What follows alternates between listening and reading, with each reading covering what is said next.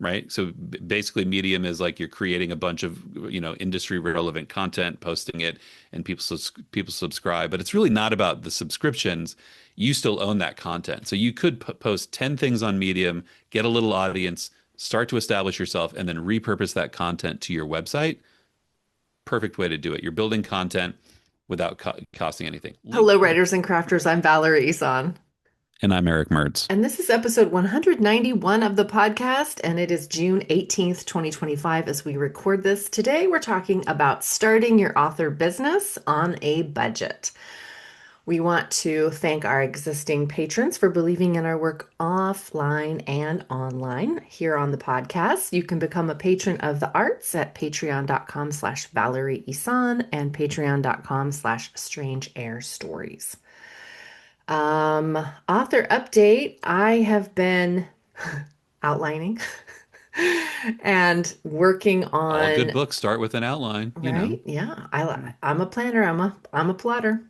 Yep. Creating content. That's marketing is on my mind a lot these days. So, Instagram marketing and, website copy. And so that's kind of where my brain's been a lot. So, usually my morning meditation slash journaling ends up being like content ideas. A lot of the time, I'll just veer off into, I guess that doesn't mean I'm a workaholic or anything, but that work-life balance. If I'm sitting down to relax and meditate and I'm writing down content ideas, maybe I'm that's, going to say you're okay. I think yeah, that's okay. okay. But then Whatever I comes have out to of the like well. actually move the information from my journal to we were just talking about the ceiling Right. fan and crossing it off the list. So Yeah. just writing it in my journal doesn't mean I've created the content. So I need to like move it from there to there. So that's kind of what I've But been it's like, thinking about. it's like cooking. Like everybody goes through the process of making the thing, differently. But if you get the grilled cheese sandwich at the end of it, it doesn't matter when you buttered the bread and when you turned on the stove. So like you get your ideas then, and that's when you do it and you write it, that's how you I do it. know, but if you write it, if you think about making the cheese sandwich and Yeah. then Which I'm 45 doing right minutes now. later, I'm you thinking still of the don't sandwich. have any cheese sandwich, then you Ah, haven't made it, the cheese sandwich. that's a Doesn't bummer. matter. That's a bummer. As soon as I get the idea for a grilled cheese sandwich, it is 10 minutes and I'm gonna, Do I you make would, it with a whole bunch of different kinds of cheeses, or do you have like a specific way that you make grilled cheese? this is a whole podcast, like Okay. my ritualized grilled cheese Forget sandwich the thing. marketing, everybody. We're going to talk about grilled cheese sandwiches for the next The 20 secret is minutes. Kewpie mayo.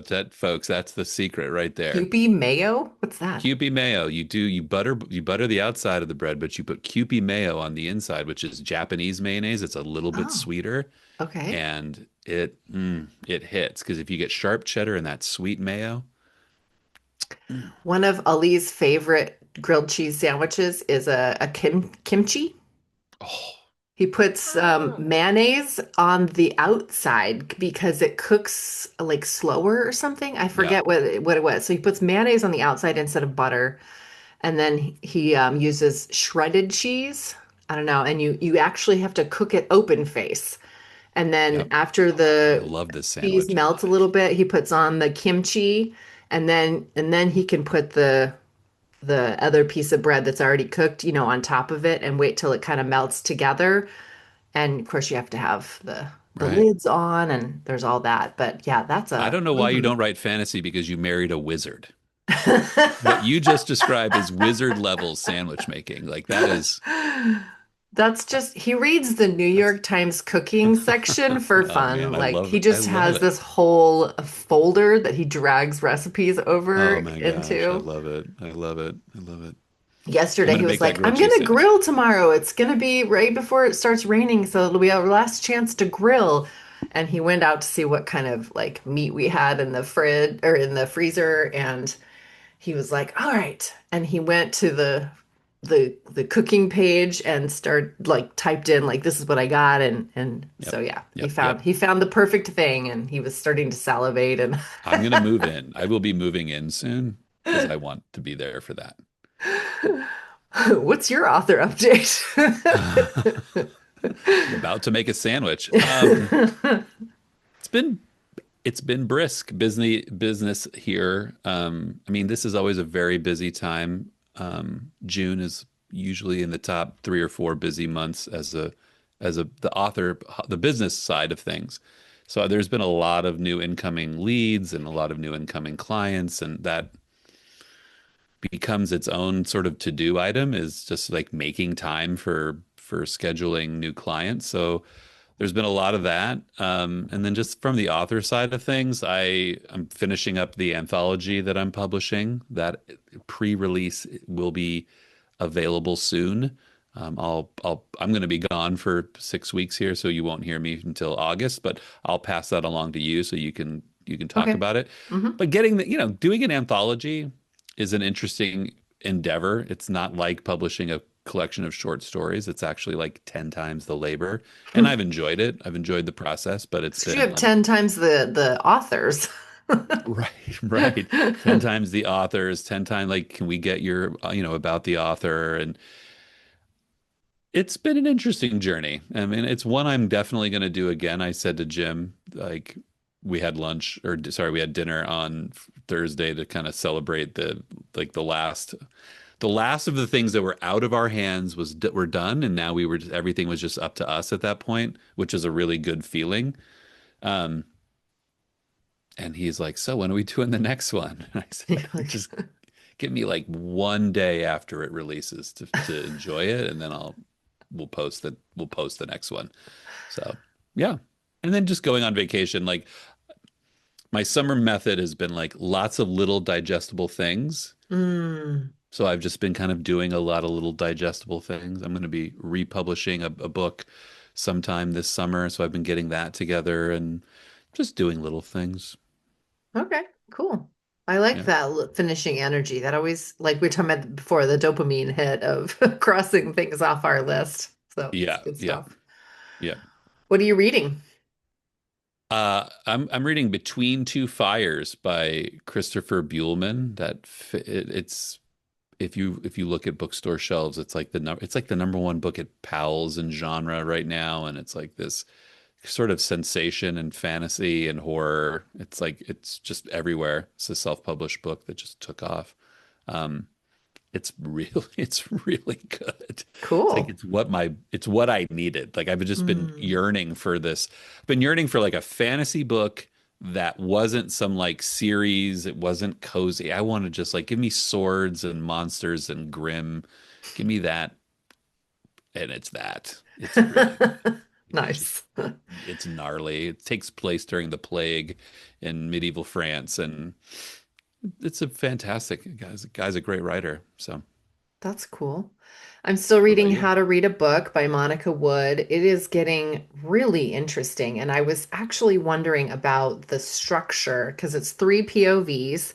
And Right. as a writer, I'm thinking, like, how did she actually write this? Like, did she write three complete stories and then like weave them in together? Or did she like write back and forth between the two POVs? Because the stories, like, chronologically go together, but they don't touch each other. You know, like how some authors will write, I think, like they'll write up to a point in the scene and then they'll shift POVs and then go back just a teeny bit so that you can see how both characters might have interpreted the same event.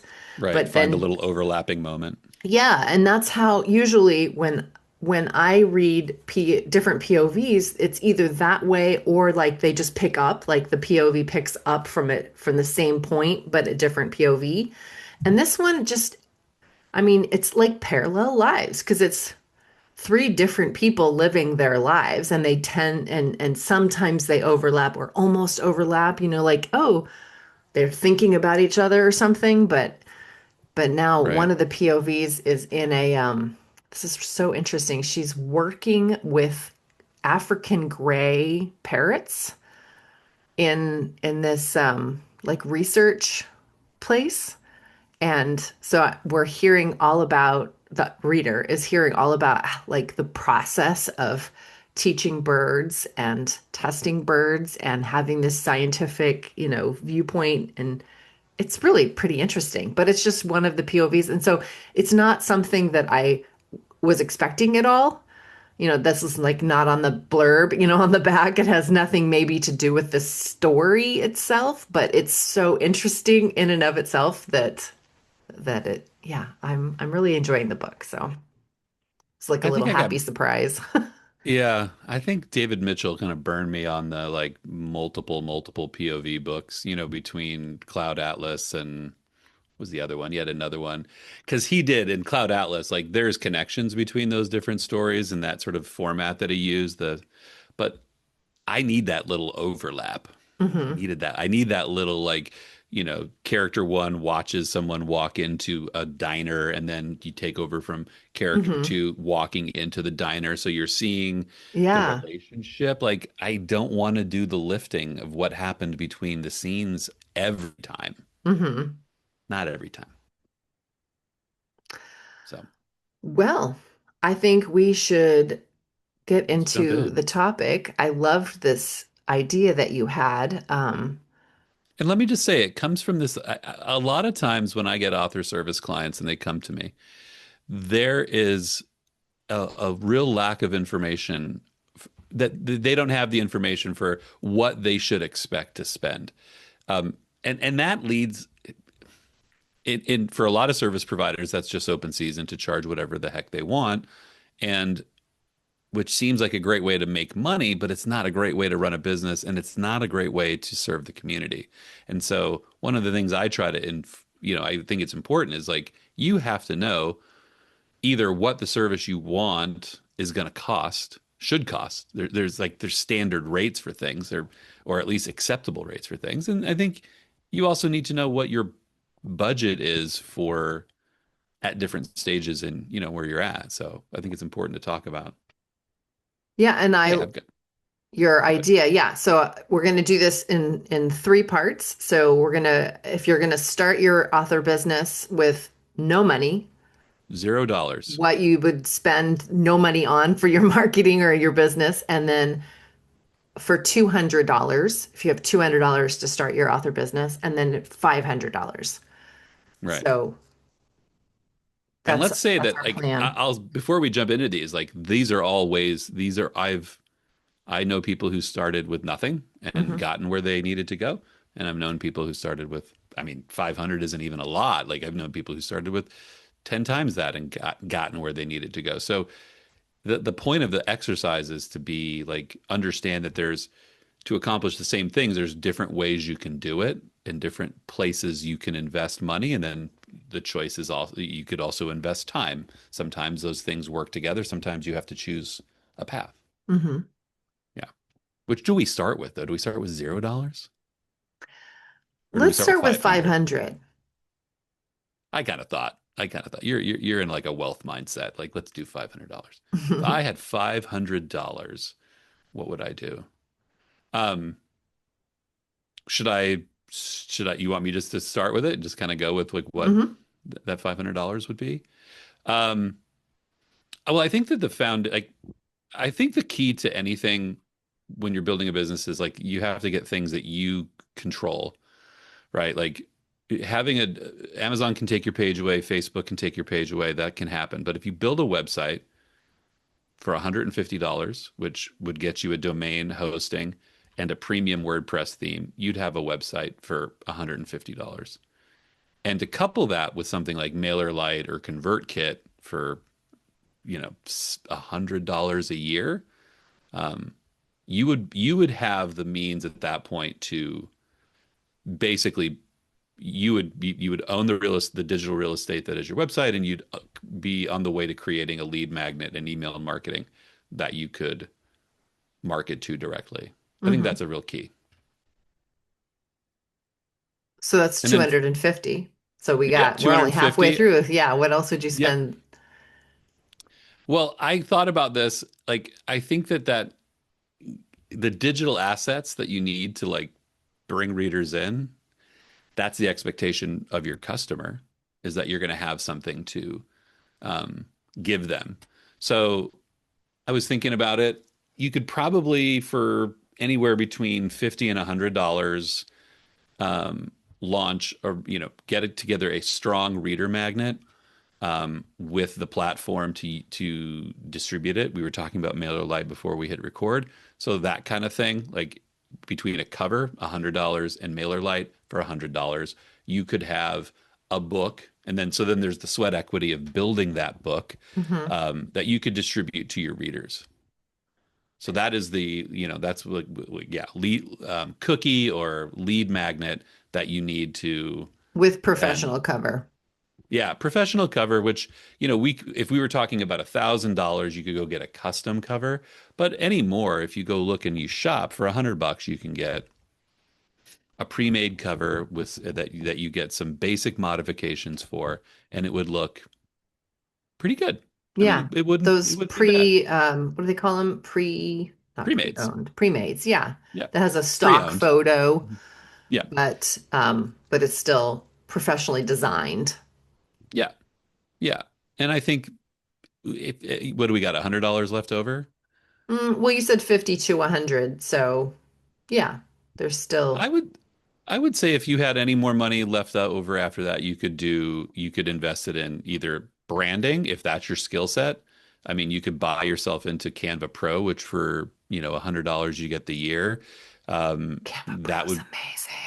Canva Pro is amazing. Resize the image, please. Thank you.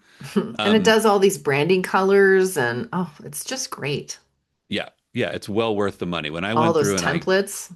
Right. Oh yeah, thousands of templates.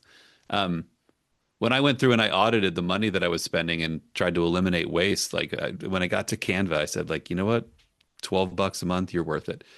Um, and then I think that, this I was thinking about this.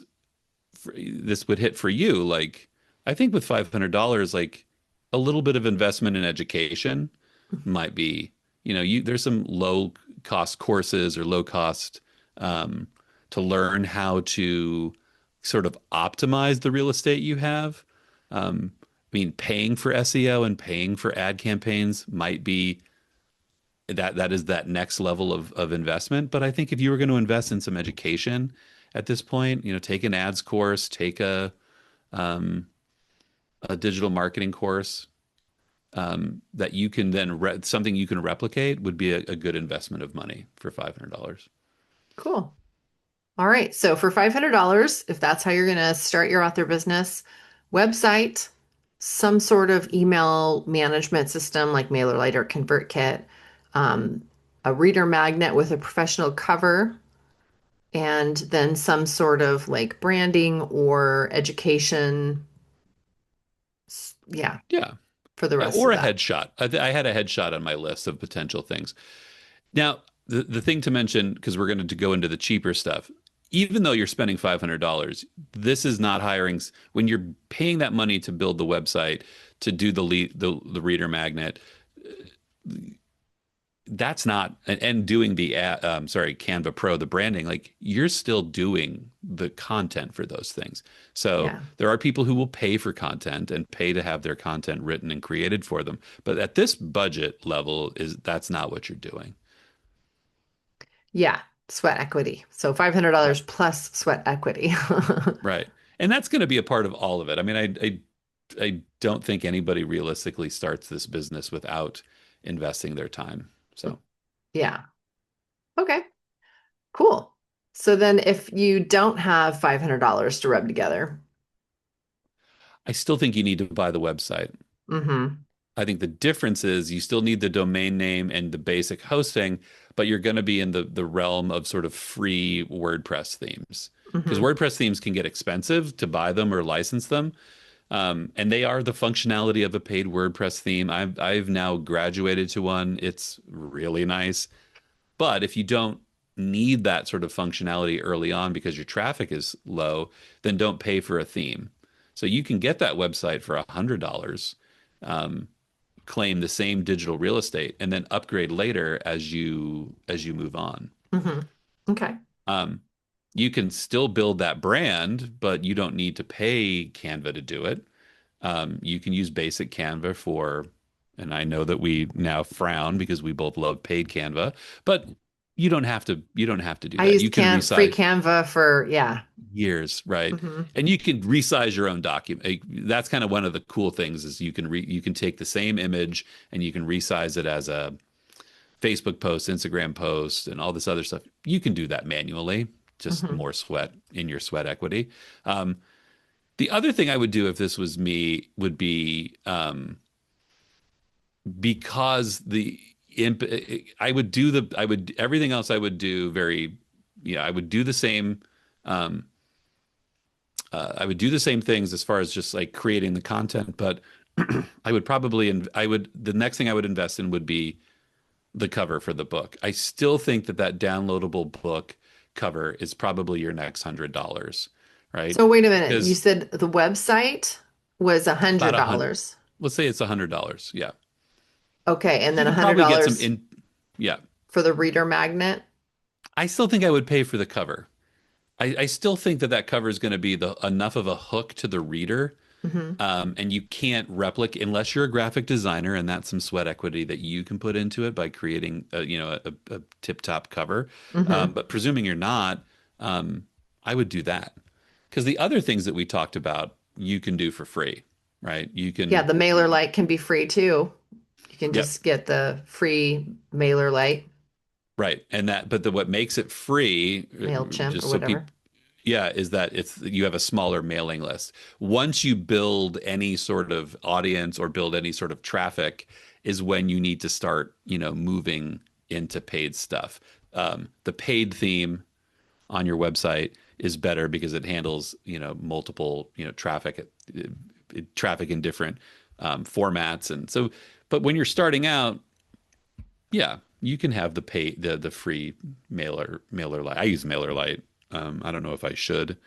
Um, but it's about credibility and visibility at this point. Um, and I think it's also the things that you would, if I had any money left over, if I was going to get any of those things cheaper, which you could potentially do, I would reinvest in um, maybe target getting some ads to start generating some leads a little faster. Maybe just like some Facebook ads or some Instagram ads to get traffic to your site. So I'm curious why you would say at $200, if you've got any money left over, pay for ads, but in $500 you said no, don't do ads. Maybe an ads course if you had any money left over, but so why would you spend money on ads if you have less money? That doesn't make any sense.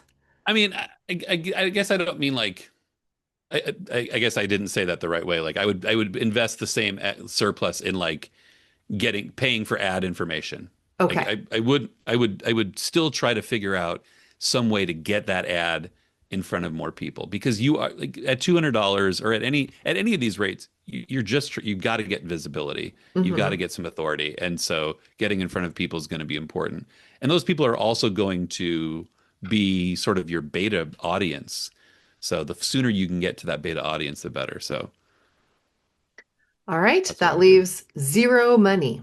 Like You have what nothing. if you've got nothing and you want to start your author business? It's all sweat equity, baby. I think you can forego the on the website if you're going to do this with using something like LinkedIn or Medium. Okay. Um, People do really well on Medium. It leads really it can lead into a website because you're creating content, right? So basically, Medium is like you're creating a bunch of industry relevant content, posting it, and people subscribe. But it's really not about the subscriptions. You still own that content, so you could post 10 things on Medium, get a little audience, start to establish yourself, and then repurpose that content to your website. Perfect way to do it. You're building content without costing anything. LinkedIn's kind of the same thing. A lot of people use it like a blog, um, put their stuff up there, and then turn around and repurpose it.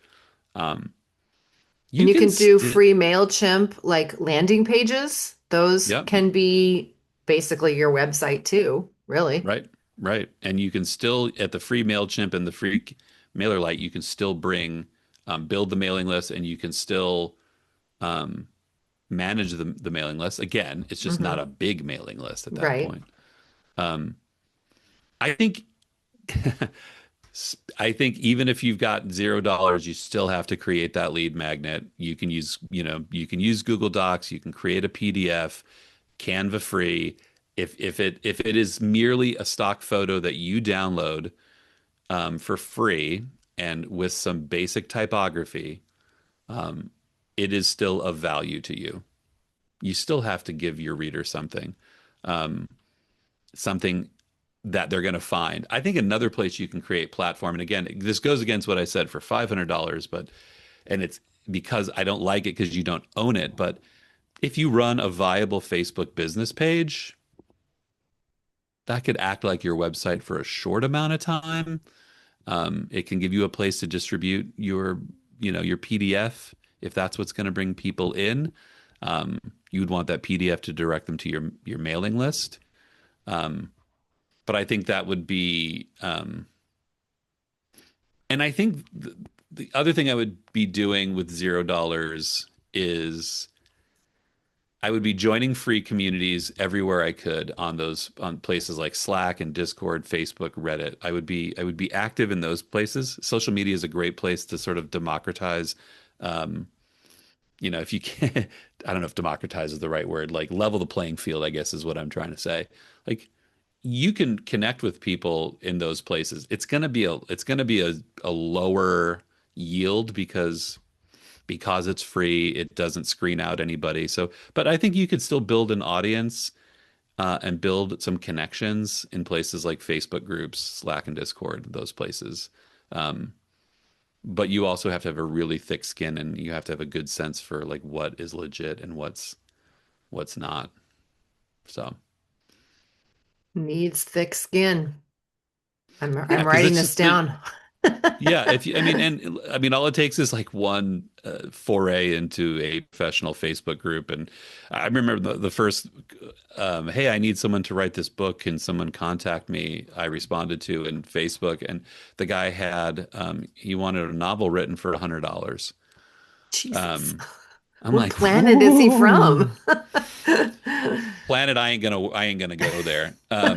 And I guess that would be like the parting, kind of wisdom I think from it. Like if you're starting with $0, $200, $500, no matter what, like the thing you have to have with all of it is a sense of your value. Mm, Um, you're not starting out at the top of your rate. I've been in business for years, as of you. We charge higher rates because we've been there and we are holding digital real estate, all those things. You're going to have to start off charging less money, but $100 for a book, you have to have some standards. It has to be enough money for that first job that it's going to push you into the next echelon of, right? So if you're starting with $0, that first job has to get you to the $250 range. So you're now trading in that marketing level, right? That reinvesting that first money from on your free business goes into putting getting the website taken care of, getting the lead magnet cleaned up, getting the better subscription service. And then you just keep leveling up. hmm Um, yeah, I just don't also take any wooden nickels down there in the I beginning. also want to say in closing, I guess, the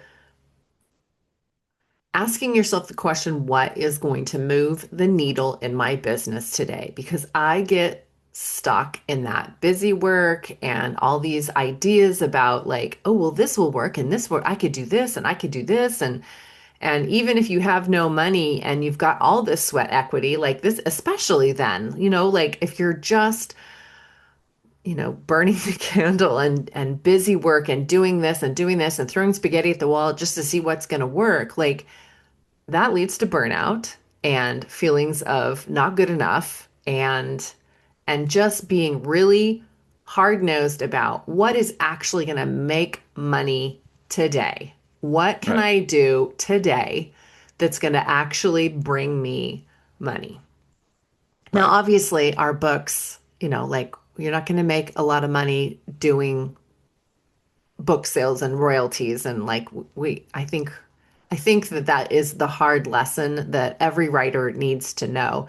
Yes, you can make a living with your writing and with your book sales, and it's going to take a backlog and some time.